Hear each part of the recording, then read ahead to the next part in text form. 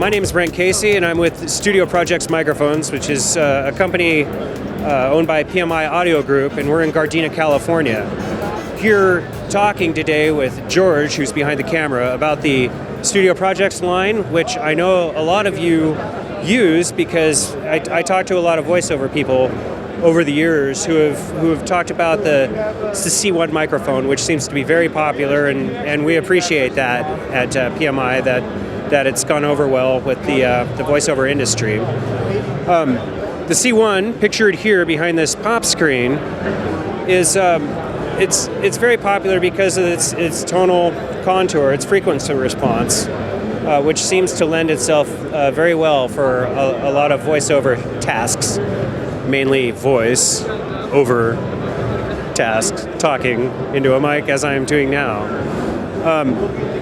This mic now comes, it's a little bit different from the old ones. As you can see, it has the new Halo shock mount, which has been in place for years, but there were a lot of C1s sold initially that had a different shock mount.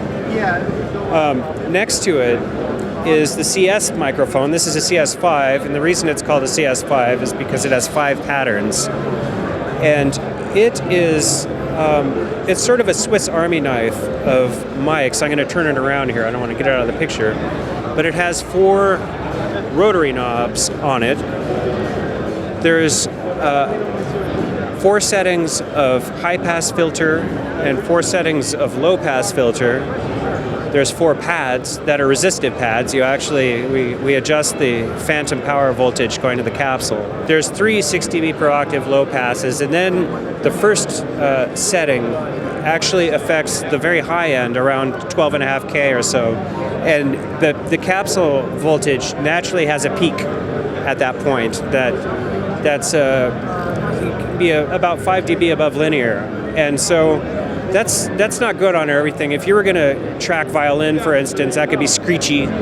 So that first filter setting in the low pass section actually zeroes in on that extra voltage and zaps it and brings it down closer to linear output. And then if you're tracking something that's that could use a bit of that bite on top, then you can take the switch back out.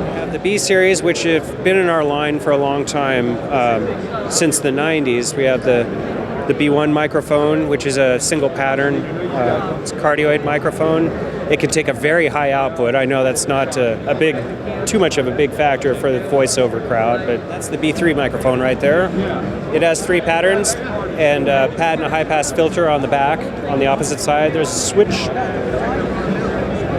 That's either or. And then the TB1 tube mic, which is it's a really cool mic. This is the microphone in our line that has the most simple, basic signal path.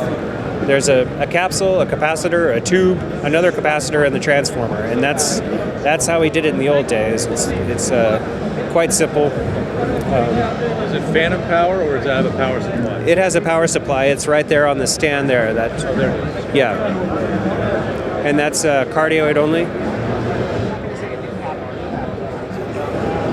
So over here, we have the LSM microphone, Studio Projects. It's a dual output microphone. It has both USB and XLR out.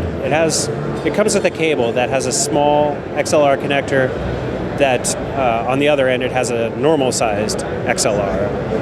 And it's a 6-foot cable. This is a large capsule microphone like the C1. It has a 34 millimeter diaphragm, but as you can see, it's very small. This is my Samsung Galaxy next to it. So it has a small form factor like a lot of devices that we use commonly today. But it's very sturdily built. It has an integrated stand. It can sit on a desktop like R2-D2. It just tips back, and the stand is very simplistic, but it also has the XLR, or the mic stand mount, the 5/8/27 mount.